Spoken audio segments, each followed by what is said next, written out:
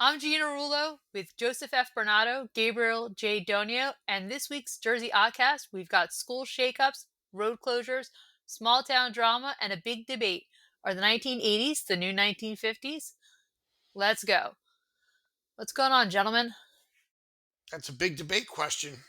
That is a very big debate question. Are the 80s the new 50s? You know So It what? just means we're old. You bite and your tongue. yeah, I don't know about that. And you reversed. I noticed the intro. This is pretty wild. Yeah, You went with usually go and me, Gina Rullo, but this one you went first. It's wild. Little shake Every up. now and then. I Just don't want to make sure know. you guys are listening. I don't know that it's ever happened. so that's I yeah. don't great. know it's going to happen again, but we'll see what I write next week. I When like it. inspiration strikes. I like it. I I always like like the your the intros. new thing. They're great. They're great. Yeah, The Yeah. intros. So it's time almost for candidate season. We know that election season really ramps up after Labor Day, but recently school board candidates had to file, and in the town of Hammonton, we have some interesting people running. We have John Lyons, who is the current school board president, running, Barbara Berenato, who is also on the school board and is a former mayor. We also have Tom Kelly and Steve DiStefano. And from what I was told by a board member, Linda Burns decided not to run again. really. So, Mm. what do we think? Four people, three seats. Is there a lack of interest? Is this the right amount of interest? No, there's definitely a lack of interest if you only have four people. Other than having three, two, or one people running, Yeah, you don't get much less interested than having four for three. But we credit everyone who runs for putting their name out there absolutely. on the line. I will preface this by saying we thank Linda Burns for her service. She's been on the board for in different times for many years and was my art teacher. Joe, your art teacher, Absolutely. taught us about pastels and things of that nature hmm when she was our Introduced us teacher. to the sniffy markers. Exactly. Yeah, Sniffy Mark, so we could begin huffing. Just kidding. We didn't huff. But it was nice that she served as long as she did. I do think it's a lack of interest, though, for only having four people for three seats. So it's not much of a contested race. no. We have seen years in the past where the only people running were the incumbents, like the board members ran unopposed. So at least there is interest. You have the two incumbents running, and then you have two newcomers for the seat left by Mrs. Burns. So I like seeing that a great deal. And I never know what to make of the lack of candidates for the school board. I don't know if that is simply lack of interest or if it's They don't know when to run, like when they have to file by and all that. that Changed. that could be too, but I didn't know if that meant that people were generally happy with the direction the school board was going, and they felt no need to run and change things. So I never quite know what to make of that when there aren't as many candidates as there are in other years. No, and on your point, Gina, we know that they moved the elections from for school board from April to November, and it's always you always wonder what is the strategy. Do they want to have more people running for school board so that more people come out and vote for the slates for council and mayor when there is a mayoral election or when there is a council election? I don't know. Or is it better that less people run? My original thought was that they wanted more people to come out, putting everybody together. But when you only have four candidates, it doesn't seem hardly worth it because, in the sense of you want to have a democracy, but I don't think it's going to impact the mayor or council elections that much, as opposed to having 12 candidates for the school board, for example, would have, Yeah. because Right. more people would come out. I don't know. It is interesting to see that we'll just have the regular slates for mayor and council, and we'll have four people running for school board. That's it. Yeah, I look forward to learning more about Tom Kelly and Steve DiStefano. I don't really know them that well. Johnny Lyons, obviously, he's been there for a long time. And Barbara Renato, like I said, she was a former mayor, first elected mayor in 1997. hmm and Yep. served a couple of terms as our mayor and then transitioned over to the school board. And I believe she worked for Winslow Township School District, I want to say, maybe Yes. as like a media center librarian or an educator. I'm not positive on that. So, but I she's been in the school district system for a long time. I'm pretty sure Barbara was a teacher, an elementary age teacher for Yeah. a very long time. Yeah. So I know Tom Kelly works in the school district and we'll learn in a school district in the region. So we'll learn more about him and Steve DiStefano as we get closer to election day and when the political season ramps up. In other school news, St. Joe made a big announcement last week, correct, Joe?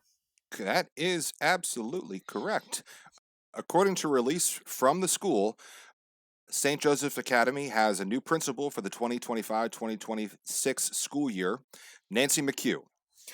According to the release, McHugh started as a chemist at Roman Haas Company, then earned her MBA in finance and BS in chemistry from St. Joseph's University, and then turned to education. Her teaching career began in '04 at St. Augustine Prep, where she introduced honors applied chemistry, environmental science, and several summer enrichment programs. Eventually, she rose to the Dean of Academics, the release said, overseeing curriculum development and implementing more than a dozen new courses across STEM, humanities, and entrepreneurship. In 2015, McHugh was honored as the New Jersey Non-Public School Teacher of the Year and received the Outstanding Augustinian Educator Award. And she also earned recognition from Princeton University as a Distinguished Secondary School Teacher, one of the highest honors in the field.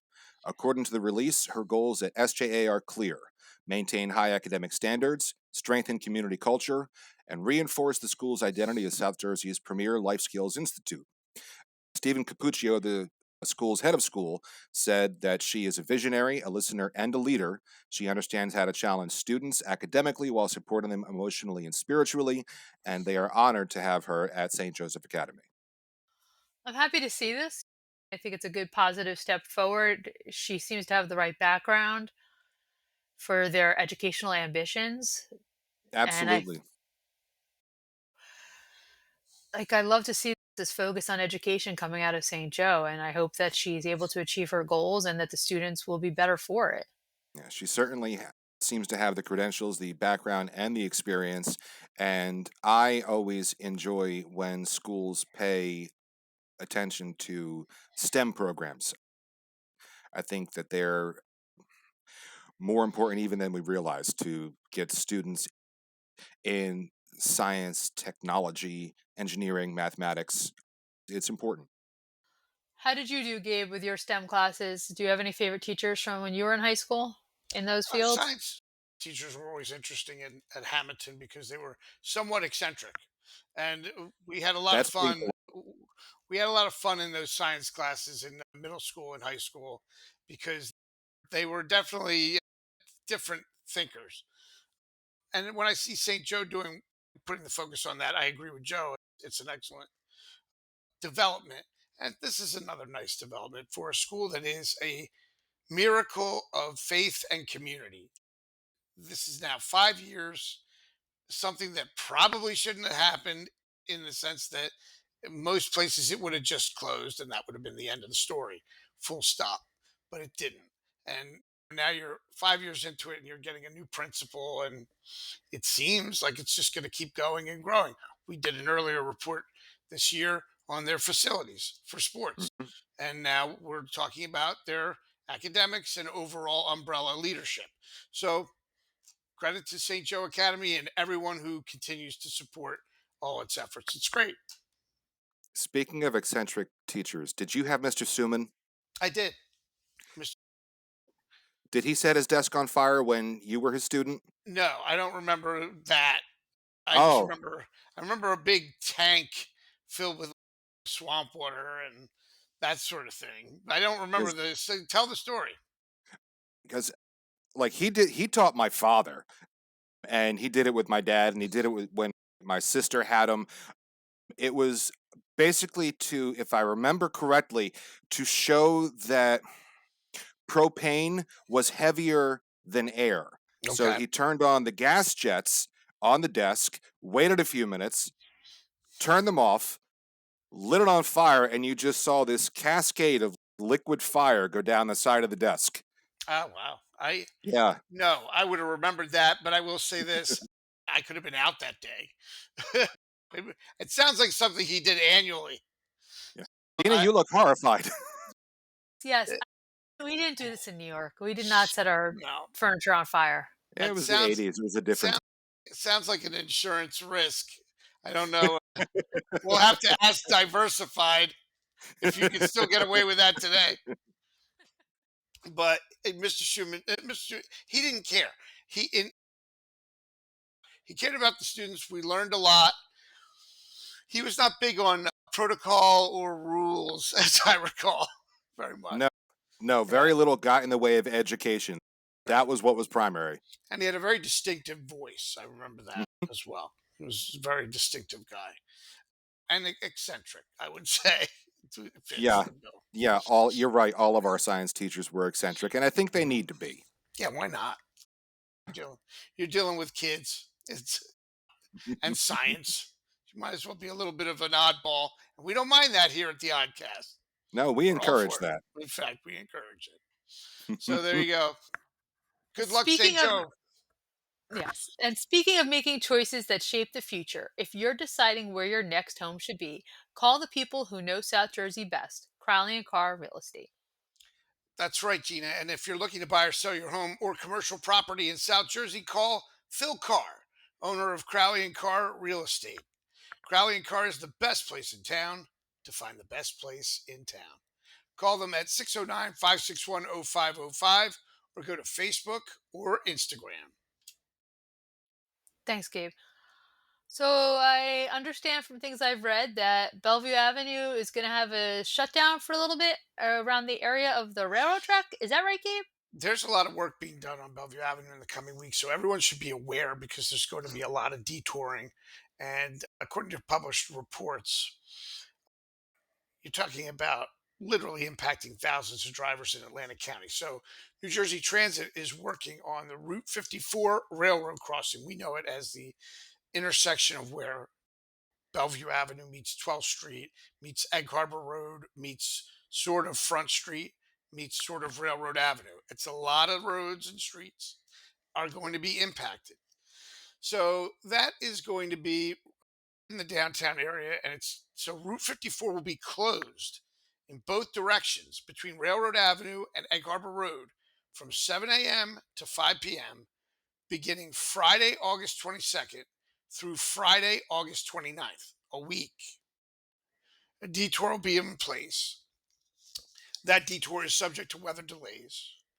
And from what the state data shows, 15,000 vehicles use the intersection on a daily basis.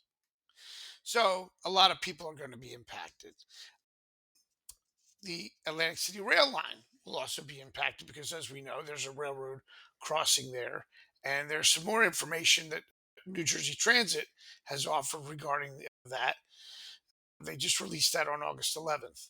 So on Sunday, August 24th, from 6:30 a.m. to 6:30 p.m. and Tuesday, August 26th, from 7:30 a.m. to 3 p.m., trains will only operate between Philadelphia's 30th Street Station and New Jersey Transit's Atco Station. Customers boarding at Atlantic City, Absecon, Egg Harbor City, and Hammonton stations will actually now use New Jersey Transit's 554 bus to Lindenwold, where they can connect to New Jersey Transit trains or PATCO. Customers boarding at 30th Street, Pennsauken, Cherry Hill, and Lindenwold who are traveling beyond ATCO should transfer to the 554 bus at the Lindenwold station. In Atlantic City, Jitney service will operate between the rail terminal and the bus terminal, where the 554 bus originates and terminates. And according to Hammonton town officials, quote, your patience during this inconvenience is greatly appreciated. And guys, this is going to be a major inconvenience. Mhm. Yeah, being closed every day from what, 7:30 a.m. to 5 p.m. or 7 a.m. to 5 p.m. That's going to be complicated and sounds like it has potential to be pretty messy.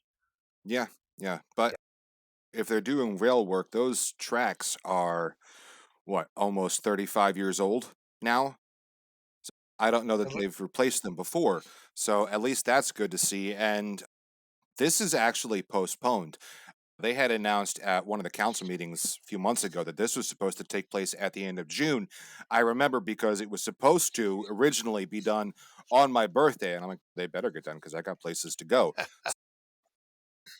Yeah, Hopefully, it's needed. yeah, I think that's yeah, what I agree with. Where I agree with Joe, it's needed. It has to be done, and there's no quote unquote good time to do it. So no, yeah, you have to do it, and yeah. it's like ripping off a band-aid. Let's just go and get it done. And when you think about any kind of infrastructure work like this, we all scream that it needs to be done. And then with the, okay, we're going to do it, we're like, well, Right. you can't close Yeah. down the road. Yeah. Nobody's going to come and wave a wand and have their Patronus do it. So, Right. What would your Patronus be, do you think? my, according to Pottermore, my Patronus is a hyena. Okay. Interesting. And Gabe, what do you think your Patronus would be? The duck-billed platypus, Gina. We are going to have a very long discussion off camera about that, Gabriel. Okay. Egg Harbor City is joining many other communities by getting fancy toters like we have in Hammonton and other towns around the area. Those are those tall garbage cans with the lids on wheels. They're going to be distributed out to Egg Harbor City residents this fall, and more details will be coming out soon from Egg Harbor City. Also of note, there will be a book bag giveaway for Egg Harbor City students Wednesday, August 27th from 4:30 p.m. to 6:30 p.m. at Key Rec Field. There will also be free haircut vouchers, food and drinks, bags filled with supplies and music, and more. And a lot of towns around South Jersey have similar events for the students in need in their districts. So it's great that they're doing this free, a nice haircut to start the school year. You always feel sharp, Yeah. looking your best. So this is another really good event for Egg Harbor City. That's nice. Yeah. I know I always looked forward to that haircut that I would get like a week before school started, so it didn't look like I just walked out of Guy Roselli's barbershop. Right. Yeah. It's good. I love So that. Dropping that name right there. Gabe, what about you? Where did you get your backpacks, or where did you used to get your first haircut? Did you go to James Way for your backpacks? Yeah, I think it was either James Ray or Tappers, which was Tappers by then. It was not Dan's okay. stationery anymore. And that was in the middle of town, Tappers, which is now where the toy store is. As for haircuts, it was John Arena on 3rd Street. That was the go to when I was a kid, probably well into middle school. And you wanted, like you guys said, you wanted to look sharp for the new school year, and why not? There's nothing like looking sharp for the new school year with a fresh pair of glasses. Gabe, where should students go if they need new glasses for the new school year? If you have children who need glasses for school, there's only one place to go: Hammonton Family Eye Care. See Hammonton Family Eye Care for routine and medical eye care for all ages, from glasses to contacts to eye exams and more.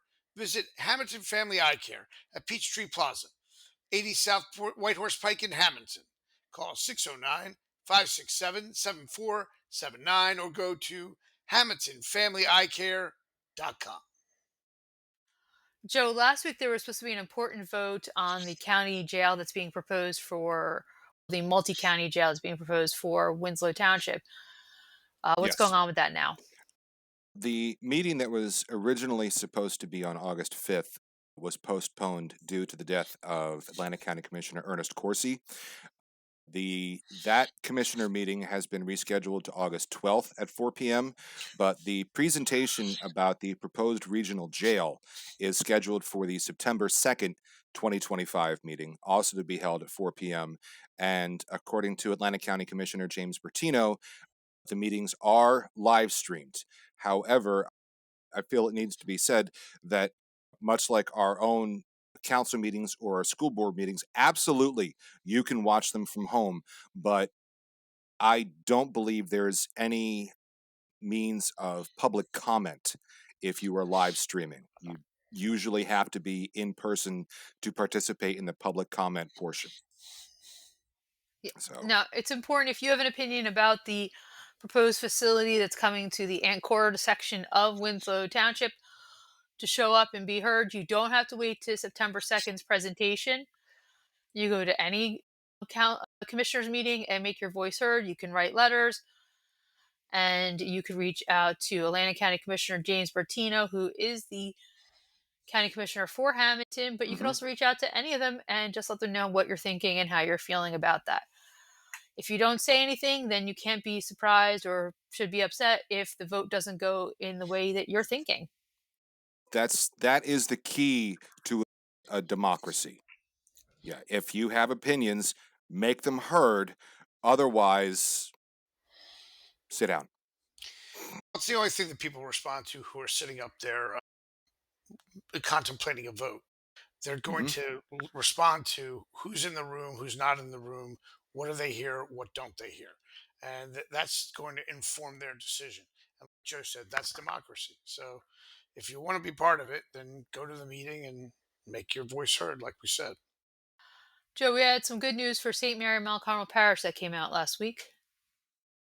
Oh, absolutely, we did. On August 4th, Bishop Joseph A. Williams issued a decree designated St. Joseph Church as the diocesan pilgrimage site for the Diocese of Camden. And the decree reads as follows: For the spiritual well being of the people of God and for the fostering of greater devotion among the faithful during the Jubilee Year of Hope, I hereby decree and designate the Church of St. Joseph, located at 226 French Street, Hammonton, New Jersey, the diocesan pilgrimage site for the Diocese of Camden. This designation as a pilgrimage site will begin Friday, the 15th day of August, 2025, and said designation will end Sunday, the 28th day of December, 2025. The designation of St. Joseph Church as the diocesan pilgrimage site is due to the recent canonical crowning of an image of Our Lady with Christ Child. That the Church of St. Joseph has been designated a pilgrimage site in accord with the May 13th, 2024 bull of the Apostolic Penitentiary. The Jubilee plenary indulgence from temporal punishment may be obtained by any member of the Christian faithful who visits the Church of St. Joseph between the 15th of August 2025 and the 28th of December 2025, who, during that visit, spend some time in Eucharistic adoration and meditation, recite the Our Father, make invocations to Mary, Mother of God, with all other conditions being fulfilled. A copy of this decree is to be hung in the Church of St. Joseph for all the faithful to see. So that's cool. That is huge. I know that there were rumblings a while back of making the church a pilgrimage site for the Jubilee year. I am glad to see that has come to fruition, and I think that the recognition that the parish has received this year is nothing short of stellar. It almost feels otherworldly or not. Hey, is this really happening right here in South Jersey, in Hamilton specifically? It feels like a lot of honors for our small community. Yeah. It's nice also that they harken back to the roots that we talked about last week, with the Feast of the Assumption being the August 15th date that this is starting. I think that's a great callback to Hmm. the tradition of the parish, and it shows there's a lot of thought in this, I think. Yeah. Yeah. I think Yeah. I I think it's extraordinary. The Assumption Society will be hosting their celebration on Friday, August 15th at St. Joseph's Church. The rosary begins at 6:30 p.m., followed by Mass with evening prayer at 7 p.m. After Mass, light refreshments will be served at the Knights of Columbus Hall on Pratt Street. So again, you start there. It's a great way to begin this season of the, what is it, a pilgrimage site for the diocese, the Yeah. diocesan Yes. pilgrim. Hmm. And Yes. it's 4 short months that we get this honor, so it's very cool. Yep. Yeah. It's Absolutely. it's all coming together, and congratulations to the parish and to Father David Rivera and everyone involved, because it really shows the vigor of that parish has really been rekindled, and it's nice to see it. It really is. Yeah. It's great, and congratulations again to everybody. Not that I recommend wearing this to church, but you could wear your Oddcast shirt to church, Joe, or maybe not. Oh, you mean this Okay. one? Look at that. May maybe back in the 90s if you went on a Tuesday night mass when Father Mike was serving because you were in and out in 15 minutes. But Right. I Right. I don't know about these days, but you can wear them afterwards when you go to breakfast. You can, and then, or if you go home and you can have some coffee in your Oddcast mug, and you can have all of the endorments because we've got mugs, we've got hats, we've got T-shirts, magnets, tumblers, and you can find all of it at jersey-oddcast.printify.me. Thanks, Joe. If you are looking for someone to build you a great fence around your property, whether it's home or commercial, there's only one company to call in South Jersey, and who is that? For more than 40 years, Masterwire Manufacturing and Fence Company has been providing the South Jersey and tri state area with residential and commercial fence supplies and services. Whether you're looking for quality products to do it yourself or are in need of a trustworthy fencing company to install your fence, they've got you covered. Masterwire Manufacturing Fence Company provides the highest quality products and customer service to each and every person who walks through their doors or gives them a call. Contact Masterwire at 609-567-1616 or visit their website at masterwirefence.net. So I saw that the Hammonton School District posted the different orientations for the different schools. And I really didn't know that there was different orientations for the different schools because when I went to school, I only went to one for the high school when I was there. But Thursday, August 28th, there will be an orientation for pre-K students, kindergarten students, and new to district first grade students. And the time is dependent on your student's age. So check that out online. The Hammonton second grade, which is at the Warren East Junior Elementary School, and new student orientation will be August 25th at 10 a.m. The middle school new student orientation will be Tuesday, August 26th, and times vary whether you're a new sixth grade student or a new seventh and eighth grade student. And then Hamilton High School will be hosting a freshman and new student orientation on Thursday, August 21st, and that is at 9 a.m. I think this is fascinating. Like, I didn't know this. When I went to kindergarten, there was no orientation that I recall. And then first grade, no, different school. And then I transferred in first grade and there was no orientation. I just went to school one day, showed up, I was the new kid. And the middle school, same thing. You just had to figure it out. High school, I think, is the only one we had an orientation for. But do you guys remember any of these orientations when you were kids in Hamilton? I remember there was kindergarten orientation because there is a picture of me somewhere in the house wearing a little jacket and a clip on tie and this little cutout of a whale with my name on it. It was a pink whale. So I know there was that for kindergarten. I don't remember any other orientation until high school. Gabe, was it different for you? No, I think it was about the same. I remember the name tags that you talked about with kindergarten, and I think high school was all about getting handed the handbook and Hmm. getting the information about being oriented into high school. I don't remember much for middle school in No, terms of the orientation. and that would have been helpful because we had to go from building to building. You had to learn your way around. Hell, they could have spent a whole hour on just teaching us how not to trip up the steps in the red building because everybody did that at least Yeah, once. there were. I don't think in that day in the middle school we were like more left to our own devices. Gina, did you have orientations, Gina, when you were in school that you can recall? No, No, none of any kind. What the just high heck goes school. on in New Just, York? just high school. Just high school. That's It's all I interesting. remember. That's And weird. I don't even remember that one. I'm just pretty sure we had to have something because how else would I have found my way around the building?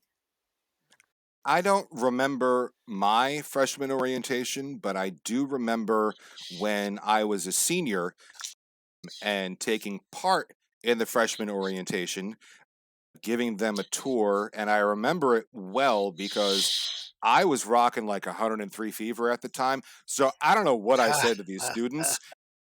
I could have led them wildly astray, but they all seem to survive well enough. They're That's all funny. alive today. The Atlantic County Sheriff's Department is raising funds for three of their own. Gabe, do you have the details? I do. There are a few things going on with the sheriff's office. There's the Pink Patch fundraiser, $10 per patch, and the proceeds will benefit Dana and Michelle. There are two people there. Dana Ripley is a sheriff's officer who served the community daily for 15 years, and she has served it, and has been diagnosed, unfortunately, with breast cancer. So she'll be receiving some support with that fundraiser. And Michelle Foster is a clerk in the legal division of the sheriff's department, and she's been there for 24 years. She has recently been diagnosed with stage 4 lung cancer.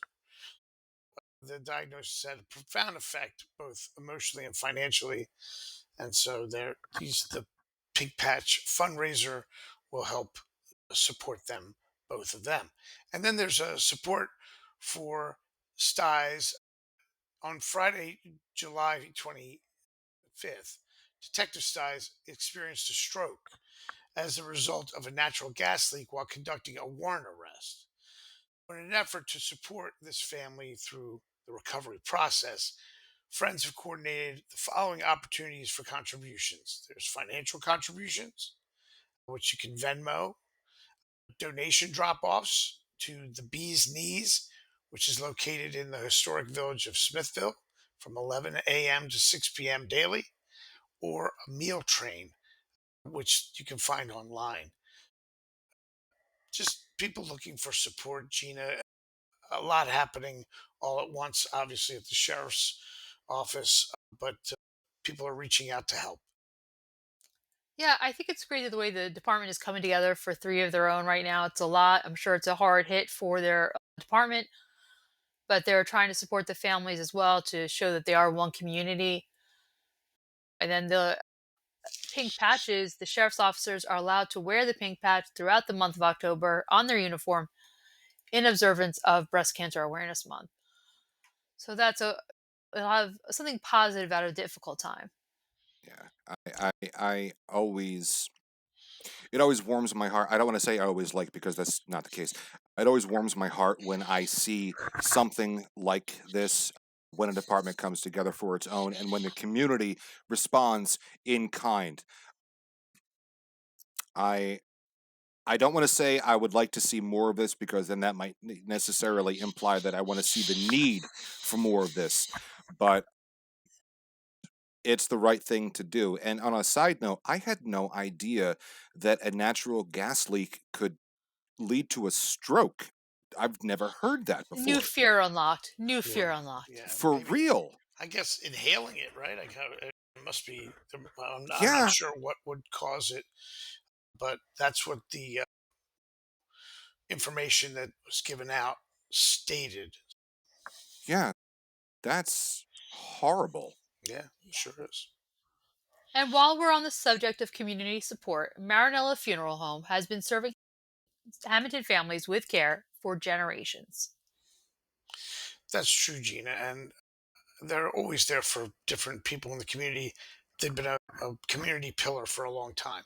Marinella Funeral Home has been serving the community since 1962 and has been family owned and operated for three generations. Marinella Funeral Home provides individually designed burial, cremation, and pre planned funeral services to meet the needs of each family. Ask them about how pre planning provides true peace of mind to your family. Contact the Marinello Funeral Home located at 102 North 3rd Street in Hammonton at 609 561 1311. Thanks, Gabe. Gabe, if we stick with you for a minute, can you tell me what's going to be going on the roadways of Winslow starting Monday the 18th? There will be a traffic advisory on Berlin Cross Keys Road beginning Monday, August 18th. Now, Conrail will be replacing the rail crossing on Berlin Cross Keys Road between Turnersville Road and Watsontown New Freedom Road in Berlin.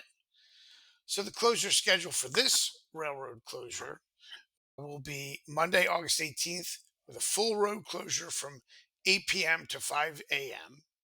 Friday, August 22nd to Monday, August 25th, there'll be a full road closure from 8 p.m. on Friday to 5 a.m. on Monday. So they're asking people to please follow the posted detour or plan an alternate route during these times. So obviously a lot of rail work going on to go with a lot of road work in the area, and everyone should be aware because it's going to be happening a lot at the same time. Yeah, and Berlin Cross Keys Road is a very busy road. A lot of business, a lot of commerce on that road. So this is going to have probably as big of an impact as the 54 closure. Yeah, without doubt. So I think people should be aware of these detours and plan accordingly early from now, and understand that they're going to have to make some changes to the way that they drive around. Yeah. Absolutely. So that'll be something fun to watch out for. Joe, you said Old Forest Road work is getting something next week, or they Uh, started already? they have started. Concrete and curb work has begun on Old Forks. Several months ago, new water and sewer lines were installed and passed over, and now that the settlement period has ended, workers have been out installing curbs, sidewalk, and driveway aprons on what I think is the southeast side. I'm not so great with directions. It's the same side as the high school. And what's That side. interesting, what's interesting about that is that as the curb approaches the school from 3rd Street, it cuts into the school's property, widening the road now near the entrance. So if you drive by, you see where the old curb still exists, but the new curb now cuts in maybe 10, 15 feet at the road to Excellence. So hopefully that'll help ease traffic a little bit there. I don't know what the plan is. I'd like to see a straight lane and a right turning lane, but I'm not in charge of these decisions. But once the concrete work is finished, the town is expected to begin repaving the road from 3rd Street to the road to Excellence. I'd like to see them widen Old Forks Road all the way to the high school side over top of the solar array, thus eliminating it from existence forever. But I don't think that's going to be part of this project. Joe, I think is that going to be? I man, you got to let that go. You Never, want Gabe Donio to let never, something go? I know, like a dog with a bone. I never. know. But What the Berlin Wall over there in front of the I mean, high like school? you're gonna be like you're gonna be on your deathbed, and it's gonna be like Citizen Kane. Only you'll be Uh, like solar array, and no that's one will right. know what It'll the hell be. you're talking about. Well, they will because I'll have talked about it for like hopefully long many decades. You can't tell me that when you're working as the caretaker in the cemetery that you don't gaze at that thing and go, "Oh my God, what were they thinking?"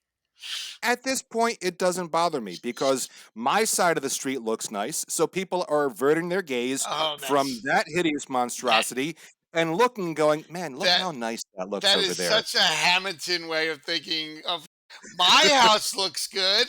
Now the guy's got his Camaro up on blocks next to me, but that's his house. So But my plot of land looks good. If Gabe decides to be interred into Oak Grove Cemetery, we Let's just say, need to make sure we find a plot where he's facing with his back to the solar array. yeah, put my we head far away from that thing. no, we Well, can hopefully, again, we can do that. that's a decades away problem. Let's hope. Many decades away. Yeah. Oh my God, you guys are insane. And Gabe, let's go to the other side of the White Horse Pike near Broadway. We're starting to see some movement, actually quite a bit, Broadway and the Pike. When you think about what the corners of that, there's 3 out of 4 corners now that are going to have kind of landmarky buildings and commercial areas of Broadway and 30 and Main Road. So you have arenas, which has been there for a long time and since the 40s with that facility, but they've been there in business for, well, at one point they were in business for 104 years. Building's still there. Blueberry Crossing at the other corner, and a filled strip center and banks in front of it. And now this former, what had become a fairly rundown property, is now rising out of it like a phoenix. Is this fairly large I would call it a car wash facility that the steel went up on, and now you really get a sense of the size of this structure. And the size of this structure kind of counterbalances the other two corners of that intersection. It's significantly large. I don't think I realized how big and tall this thing was going to be. So when you see it, when you're driving down the pike, it's a landmark like the other two. And Hmm. it's really going to change that intersection in the sense of when you come through it, it's now three commercial properties that kind of balance each other. Obviously, Arena is now no longer in business, but the facility is still there. But it really anchors that. And then when we talked about, which we've talked about here, the proposed facility across the street, commercial property and housing, it's a really different landscape. I don't know if you guys have passed by it, but have you seen it?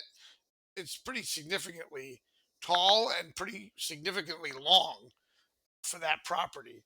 But it's not that it doesn't fit. It's I am actually saying it does seem to fit that neighborhood. Yeah. I have not been by. I have not been by since the steel went up. I don't think I've driven down that way in two Yeah. or 3 weeks, give or take.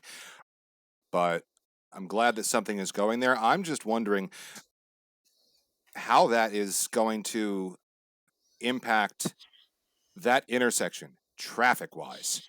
Because I know sometimes you come up to that intersection and you're backed up all the way to Duncan just about, and now you're going to have cars going in and out. I don't know what the main ingress and egress are going to It's be, Broadway. but It's Broadway. I don't think there's ingress or egress at all on the Pike side. I think okay, the ingress and egress is the Broadway side to get in and out, and then you go through the wash, and then you go back out Broadway. But even that, okay, like you said, is going to impact the amount of traffic on Broadway quite sure, a bit. sure. Especially because sometimes when you're coming out of Blueberry Crossing, traffic's backed up past the entrance. So that'll Right. be, yeah, It's a big change. But when you think about Broadway Square with what it has in it, you have the obviously showcase sports, and mhm, now you'll have this, and then what we said already about the rest of the intersection. As you come down the pike, it's if you think about what the old Ramada Inn looked like before it was yeah. rehabilitated, this is similar revitalization for that corner. When you're stuck in traffic, at least we know we can dream about what's for dinner, and Bagliani's can make it happen for us. Gabe? That's for sure. At Bagliani's Market, they always say we treat our customers like family. With a variety of custom cut meats, farm fresh produce, delicious cheeses, a full deli, and more, Bagliani's Market has something for everyone. They are famous for their wide variety of authentic Italian specialty products. Try their Italian bread and rolls, prepared foods, and homemade pasta. Follow their social media for weekly loyalty reward promos. Bagliani's Market is located at 417 12th Street in Hammonton. Call 609 561 0693 or visit Facebook and Instagram for more information. Thanks, Gabe.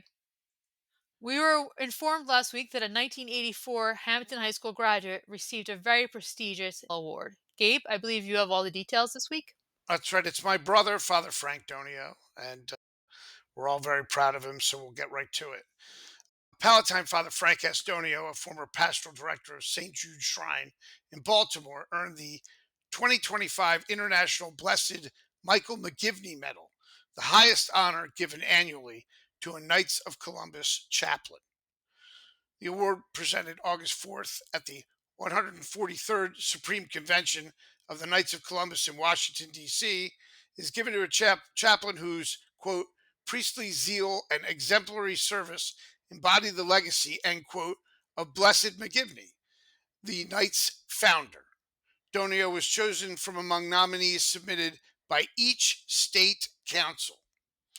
Supreme Knight Patrick E. Kelly and Supreme Chaplain William E. Laurie, Archbishop of Baltimore, praised Father Donio's lifelong commitment to the formation of Catholic men in the spirit of Blessed Michael McGivney. Father Donio, chaplain at the Catholic University of America in Washington, D.C., has served with the Knights as financial secretary, council chaplain, faithful friar, and state chaplain. In a media release, the Knights of Columbus praised Father Donio's pastoral accompaniment of Knights at the Catholic University of America Council number 9542. The Knights noted that he has shaped countless men in their faith, supported them in vocational discernment, and encouraged many on the path to priesthood. Quote, his ministry of presence and pastoral care continues to bear fruit in the lives of Knights and their families throughout the district, end quote, the media release said. And the state deputy for the Knights of Columbus of the District of Columbia said, Father Frank is an inspiration to our entire community, end quote. Father Donio has an extensive history of service to the Knights of Columbus and the church. While he was an undergraduate student at Catholic University, he helped found Knights of Columbus Council 9542 on campus. He Hmm. served as the chaplain for that same council for almost 2 decades. He also serves as the state chaplain of DC and as friar of Assembly 2534. He also teaches as at the undergraduate and graduate levels at the School of Theology and Religious Studies at Catholic University. And in addition to his service to the Knights of Columbus, Father Frank Donio is the executive director for the Conference of Major Superiors of Men and holds leadership roles in the Society of the Catholic Apostolate Palatines, which he is a member. And he is the founding director of the Catholic Apostolate Center and works with several secretariats of the United States Conference of Catholic Bishops, national and international Catholic organizations, religious communities, and dioceses on evangelization. I think it's a proud moment for the town. I think it's a proud moment, obviously, for our family, but I think it's also a proud moment for Father Frank, who deserves every honor because he really has devoted his life to helping others. Gina? No, it's so wonderful. I was so excited for Frank when we were notified and seeing this. And I'm just so happy that he's being recognized on this level. We know how special he is. I think the Hammonton community that knows Frank knows how giving and loving he is. And then to see this honor on this big stage was very moving and very powerful. And when you think of men who become priests, you want them to be more like Father Frank and to have that generosity of spirit, the passion for his mission, and his devotion to his faith. It's just an absolutely wonderful recognition. Yeah. I don't know that I could add anything to that. Truthfully, well done, both of you, on covering everything I could have possibly said. But absolutely, congratulations to Father Frank. This is remarkably prestigious. And I was a knight for several years in Council 8718 in Folsom. And Gina, you look like you were surprised to hear that. I never told you that. No. Oh yeah, I made it to third degree. I never went to my fourth. Yeah, so No I mean, sword for you? You- truthfully, they changed the regalia and they took away the cape, and I'm like, you know what? I don't need to go fourth degree That's now. it. I'm out. No Yeah, sword and hat, no truthfully, cape. Come on. but so like, I understand the message of Father McGivney and what the Knights are about, and for them to recognize him on the national stage, truly, congratulations. Yeah, it's great. And it's an international honor. And from what I've been told, very few of these medals have been given out. So for chaplaincy, and it really is one of those things where you almost have to say pinch me, because to know somebody who's your brother who is receiving something like this, and someone who class of 84 Hammonton High School, it tells you something, a lot of something, a great deal about the town, and just the kind of quality people who come out of Hammonton. And I think it's something everyone should embrace, because it's not just because he's my brother. You just think, wow, think about the kind of people we're putting out there into the world. It's a great thing. And Pope Leo broke the barrier, so who knows? Maybe Father Frank will be the first Palatine Pope. You never know. You never know. In very different news, Mullica Township has announced their new superintendent who will be there for the start of the new school year. Yes. The Mullica Township School District has selected Dr. Jennifer Pauls as the new superintendent of schools. Pauls attended Teachers College at Columbia University, specializing in reading and writing instruction, and received her doctorate of education in educational leadership and administration from Rowan University. Dr. Pauls has been in the educational field since 2000, starting as a special education teacher in the greater EHT school district and becoming first a vice principal and then a principal in other districts in the area. She has been an adjunct professor at Stockton University since 2014, and beginning in 2015, Dr. Pauls was the director of special education in Galloway Township. Looks as if Mullica will do very well with their new superintendent, and they've selected a fantastic candidate. I wish them well, and I hope they have a successful start to their school year. Yeah, and I think it's great when you can get someone as talented. That background really is a great get for them, and that she has. And I wish them all luck with the, like as Gina said, with the school year coming up. And I think it's going to be a good one for them in Mullica. Yeah. And whether you're starting a new job or just want to protect what you've built, Diversified Insurance has you covered. Yes, and you should see Diversified Insurance for all your commercial and personal insurance needs.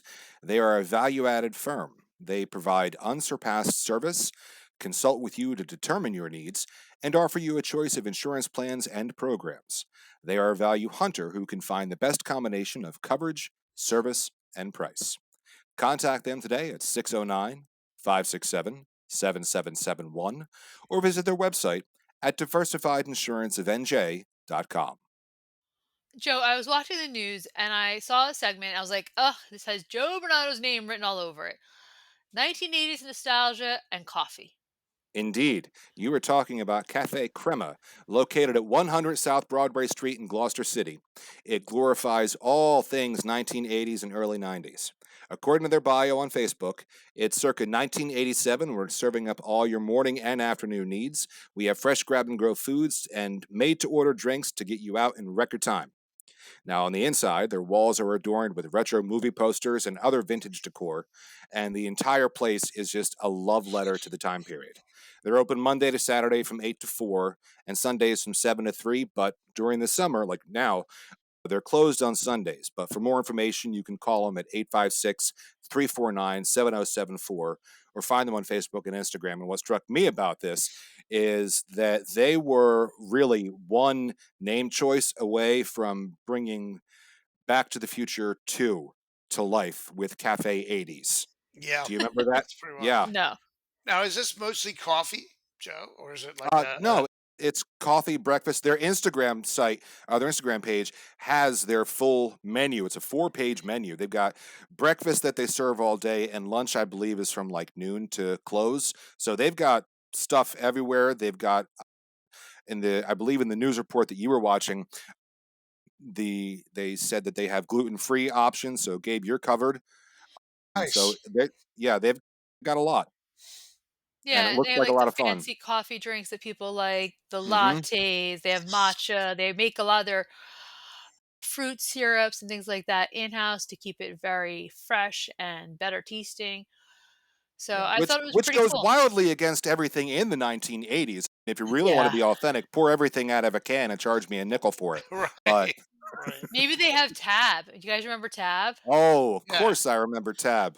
That's the line Yeah. from Back to the Future. I can't start a tab for you until you Yeah, pay. Because give me a tab. And that's the guy behind the counter is like, well, I can't start a tab for you until you order something. So My mom loved that. Ugh. Yeah, and a no. and a Pepsi free. You can't get a Pepsi for free. That no. was the other one. So this brings me to the question: are people nostalgic for the 1980s the way people in the 1980s were nostalgic for the 1950s? So are the 1980s the new 1950s? Two things come to mind. The Back to the Future movies presaged this, like Joe said, with the Yeah. Hmm. 80s cafe with the Reagan and the, yeah, as like Max Headroom, Yep. the whole deal.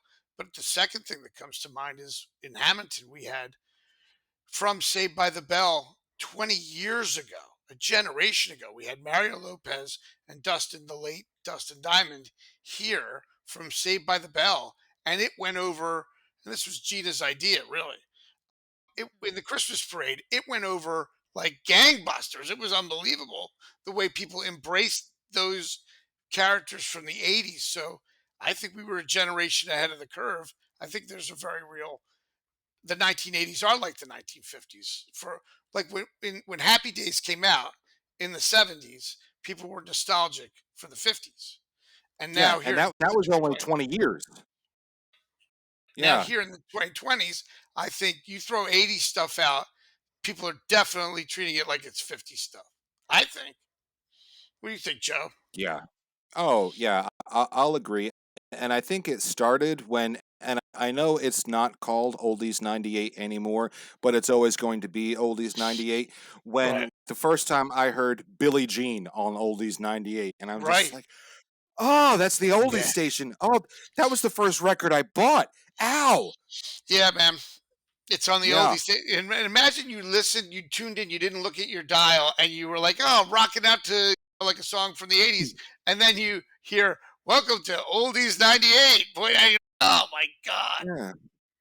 Ready to crash my Don't tell tractor me. into a tree. Yeah.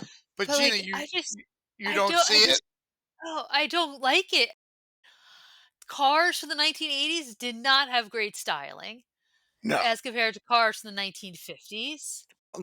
No, no, you can't compare them. Honestly, you can't. No. Uh, Fashion, I don't wanna see some of that stuff come back. I You am don't want not wearing 2 pairs of socks again. yeah, the I would shoulder hate. pads? Shoulder pads? No. You know what? You're absolutely right. I don't want to see anybody in a short denim skirt with fishnets and teased hair. Be gone with that, Satan. I'm Yeah, lying. yeah. He's lying right now. I He's don't wanna have to he's do my bangs up in a thing. Look, I'm ignoring Joe's an lascivious ways. entire an no, entire listen. generation came into being just because of the way that Susanna Hoffs moved her eyes and walked like an Egyptian. That's right. That's true. Yeah. And denim is back in a big Hmm. way. I mean, like Acid wash? Are we bringing back acid uh, wash? I don't know if acid It's back. wash is back. I've Is it seen back? it. It's back. Yeah, Look, absolutely. if you start seeing people in acid wash jeans playing hacky sack in a parking lot, then the '80s are definitely back. But I don't Yeah. know I if mean, we're quite there yet. I can do without all of the neon. I wasn't such a huge fan of the neon back when it All was the popular in plastic.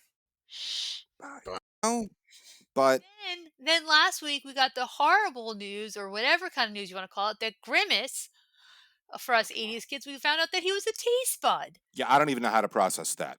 This was a weird week for us 80s kids. Like, Grimace is a taste bud? Is my was taste buds purple? Is I that don't what he know. looked? Here's what I don't understand. Yeah, I know you can't see it, Joe. You need a microscope, and you're blind as a bat. Was I there some am. sort of internal memo that they dug up that said it was a taste bud? What? How are they proving this to us? That Grimace was a taste bud, and why would you call your taste bud Grimace at a place where you're selling Selling. food to people? Yeah, It I doesn't mean, even like, make oh, sense to me. I mean, like the McDonald's Land's characters. When you think about it, okay, they all had a theme a little bit. They were like personifications. You didn't have Birdie, I think, until the late '80s, but That you was had later. yeah, you had Captain Cook, or you had Mayor McCheese, you had the Hamburglar, you had Ronald, and then what kind of substances were the people at McDonald's marketing? You know what this needs? A big purple taste bud. Yeah. So look, to be Well, What? very fair, we'll be fair. McDonald's has not confirmed nor denied this.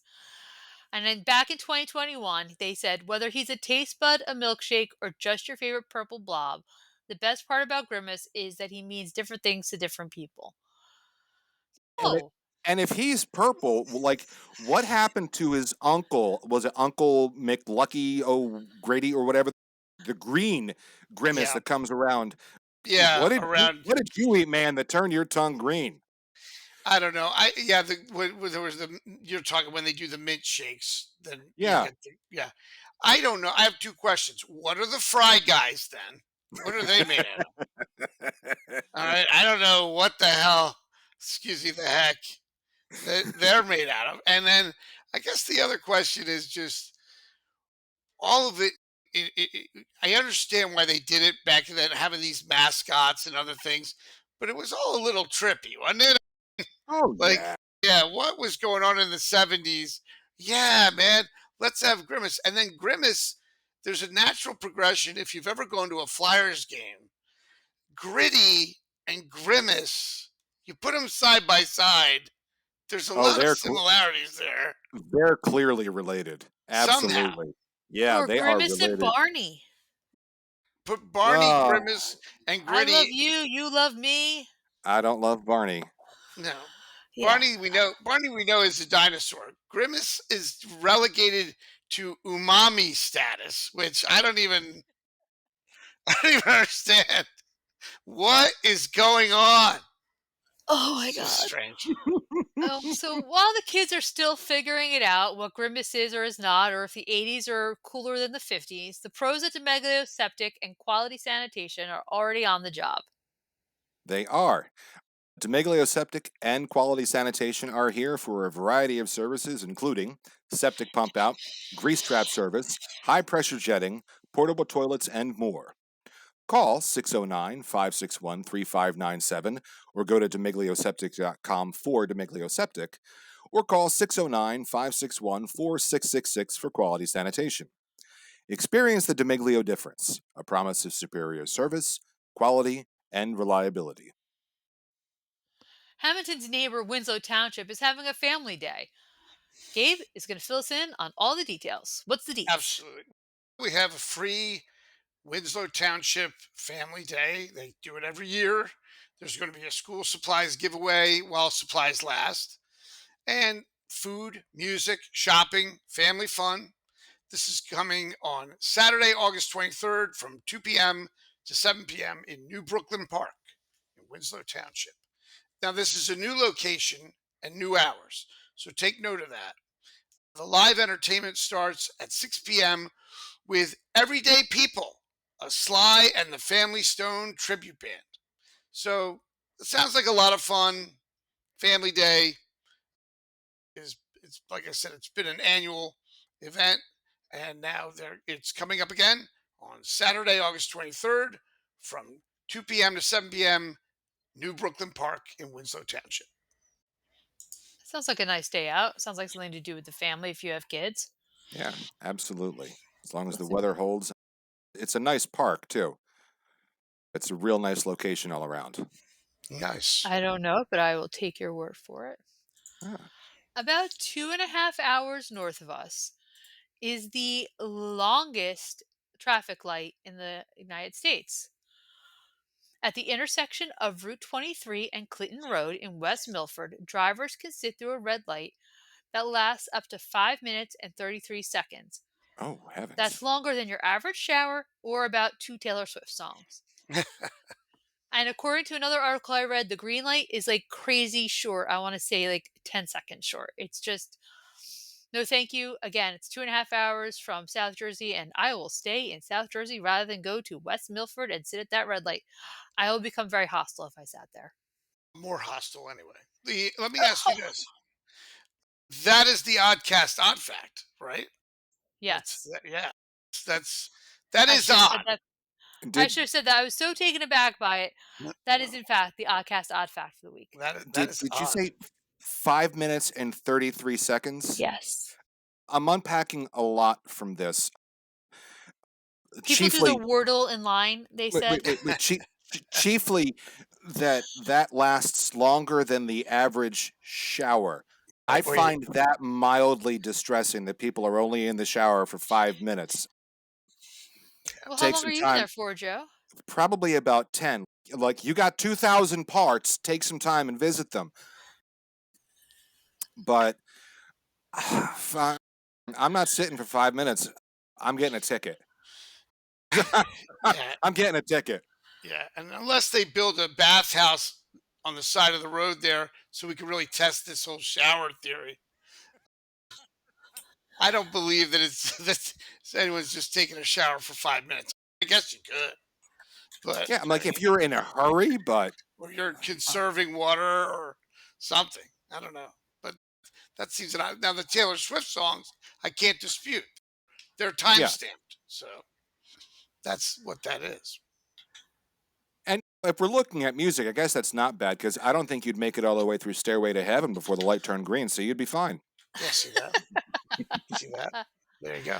Maybe while you're sitting at that light, you can take a look and see what's happening in and around the area and review the Rocco's Townhouse community calendar.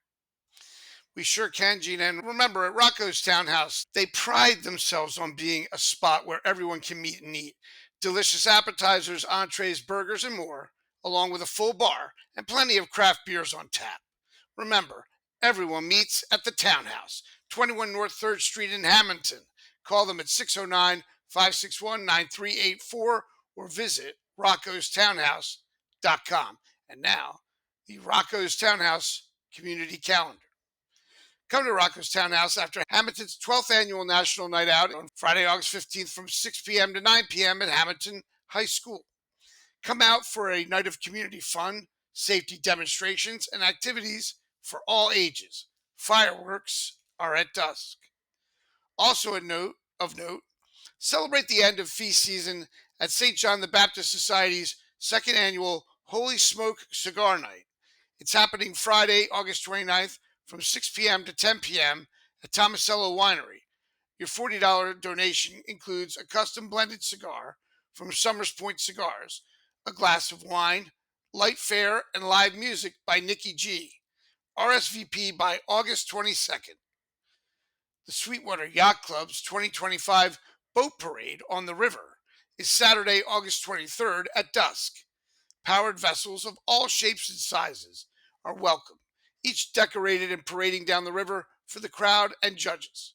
Prizes will be awarded, and homes along the river are encouraged to join the fun by decorating and cheering the boats on. The parade starts at the Sweetwater side of the Greenbank Bridge and ends at Sweetwater Marina and River Deck. Boat registration is $25 and must be completed by August 22nd at sweetwateryachtclub.com. Meet South Jersey author Matt Bruninghouse at Valenzano Winery on Friday, August 22nd from 6 p.m. to 8 p.m.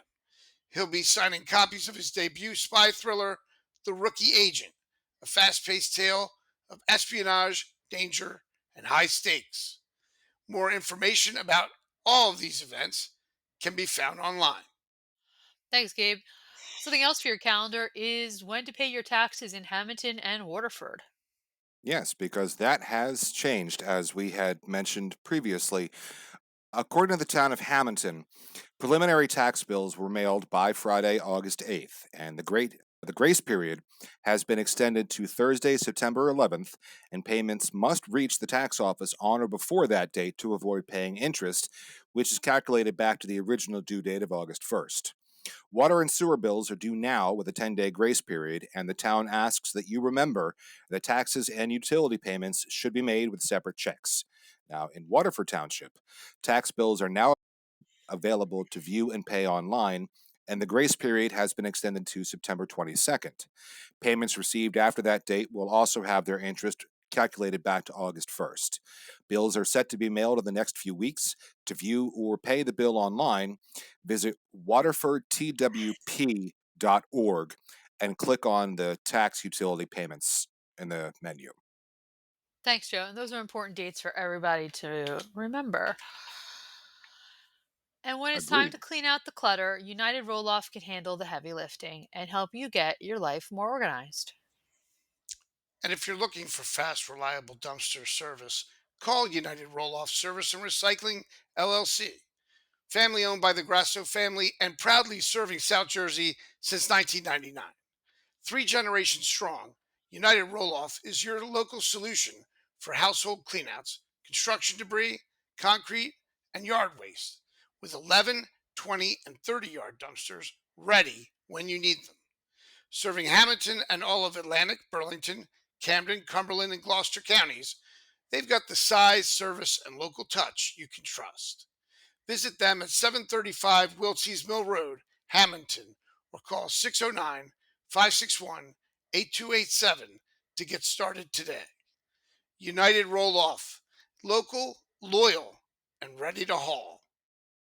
Thanks, Gabe. Joe, I know your nerd heart must be happy when you see that the Vineland Comic Con is growing. I was excited to see that Melissa Joan Hart was going to be there. Absolutely. And to build off of the quick previous segment, you may want to call United Roll Off before you go to the Comic Con because you're probably going to come home with a haul and you'll need someplace to put all of that. But yeah, several months ago, we talked about the new Vineland Convention Center at 631 East Landis Avenue, and we teased that a comic book convention was coming in November. And recently, they did announce their first major guest, Melissa Joan Hart, best known for her work in Sabrina the Teenage Witch, or if you go back a little bit further, Clarissa Explains It All. She is set to appear both days of the convention, which will take place on November 15th and 16th. Other guests announced include actor performer Kevin Clash, best known for his work as Elmo on Sesame Street, and he's won 29 daytime Emmys. Actor Phil Fondacaro, who among his roles was the only Ewok to die in Return of the Jedi. Oh, yeah. And yeah, and Very sad.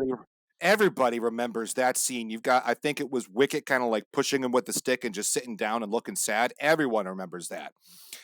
Other guests announced include artists Jim Balint, Scott Hanna, and Keith Williams. And there's going to be vendors and the whole nine. For more information, visit GardenStateComicFest.com. Thanks. I hope you'll stand in line and get me a Melissa Joan Hart I, autograph. I'm going to walk up to her and just There you go. widely gesture at everything and ask her to explain it all, please. Nice. Because I, Or she could drive you crazy because she was in Drive Me yes, she Crazy. was. And I like that movie. Hey, here's another one to throw out while we're talking about Melissa Joan Hart. Are the 90s the new 50s since we're here in the 2020s? No, they're not the new 50s either. The time difference is about the same. The 90s were 30 some years ago. Yeah. Sure. And when we were in the 80s, the 50s were 30 years prior. So it does seem to be I mean, I moving get Gina's along. point about the cars not being up to par again and clothing. So, Oh, especially in the 90s, even the Mustang looked like a Ford Taurus. Like what they did to the Mustang and the T-Bird was simply criminal in the 90s. where do you But think they put Melissa Joan Hart up in Vineland? In the Ramada? Where is that someplace? oh, Like, I I, just didn't Philly. I, know. Philly, right? Like, you figure put her I somewhere. I would think, or even someplace closer to Atlantic City or somewhere like one of the Yeah, bigger, nicer, like bigger hotels, right? yeah, I mean, yeah, she's still a star, I think. yeah, yeah. Yeah, that's That's pretty well. that's good. That's a good question. Okay, to be fair, 25 years ago when they were shooting, what was it, Fallen? I think with John Goodman and Denzel Washington, and they were shooting that up around Basto. John Goodman stayed at our Ramada, but Look at that, which yeah, which fell apart and now is, I guess we would call it an assisted living New facility, standard senior living, yeah. yeah. and it's really interesting. But no, Melissa Joan Hart, that is a good get for Vineland. I have to say, Mhm. that's star I'm power. so excited for them. I want an autograph. I love it. See I'm that, Joe? You are tasked as our Oddcast emissary to Melissa Joan Hart to bring back an autograph for Gina. I shall do my best. Since we're still talking about the 1980s versus the 1950s nostalgia, let's look at an odd poll about that. Which throwback era has the better vibe? 1950s with their sock hops and soda fountains, or the 1980s and mixtapes and mall arcades? Who we going with, guys? I'm going with the 80s. I Yeah, really am. I enjoyed growing up in the 1980s. It could be the head trauma that I received in the 1980s. I'm not really that's fair. sure. But That's a good point. that may rose tint my extraordinarily thick glasses, but I love the music from the 80s. I think that I think that creativity, most likely substance fueled, was like really off the charts. Yes, the 50s pioneered it, but I love the 80s. I like the 50s. I have a 50s automobile that I've owned since the 80s. And to me, I like the whole thing about the 50s, like Gina said, the cars, the fashion, the music, the movies. I'll say the 50s. For me, I'm pretty split. I love the music and the modern conveniences of the 1980s, but I love the fashion and the cars of the 1950s. So if I could have that stuff, but in the 80s, I think I'd be happy. So I'm pretty much right in the middle of it. And just to piggyback off of what Gabe said, because he brought it up, you said the movies of the 1950s. Man, the movies of the 1980s. We just got done talking about Back to the Future, Indiana Jones, Gremlins, Return of the Jedi, Star Trek 2, 3, 4, and 5, Top Gun, Goonies, Ghoulies, Nightmare on Elm Street, you name it. The 80s was on fire when it came to films. Yeah, but if you look at all the 50s horror movies and you look at Rebel Without a Cause and you look at some of the Yeah, great 50s Musicals. movies and the musicals, musicals, yeah, I guess absolutely. King and I was a 50s Guys musical. and Dolls, Guys and Dolls. Yep. Singing in the Rain. There was a lot of, I think something is definitely directly connected. I think 1989 is one of the best years for movies, perhaps in movie history. And then the 50s have a lot of great movies too. But something about those two decades, they're linked. Yeah, They're kind of linked. I don't know why. Back to the Future is the movie that really links them on screen. probably. Yeah, that's the link right there. That's the thread. Yep. Joe, if Gabe wants to take out his classic 1953 Chevy this week, will he have good weather for it?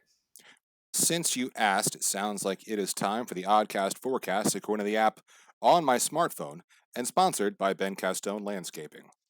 Call Ben Castone for all your landscaping needs at 609-561-3452. They're here to keep your yard looking great no matter what the season. And this year, Ben Castone Landscaping is celebrating its 25th anniversary. Ben Castone thanks his customers, family, and friends for all their support and is looking forward to many more years of service. Insofar as the weather, it is going to continue to be a little bit on the hotter side, but it's still not as bad as the weather we had in late June and early July when we were topping out around 100 degrees, give or take. On Wednesday, we're looking at a high of 88 with a low of 70, partly cloudy throughout the day. On Thursday, we're looking at about a high of 90 with a low of 69, with the potential for thunderstorms in the morning and afternoon hours. And on Friday, we're looking at a high of 89 and a low of 66. And it looks like to be mostly clear throughout the day. Thanks, Joe. And if people are looking for us online besides where they're listening to us right now, where can they go?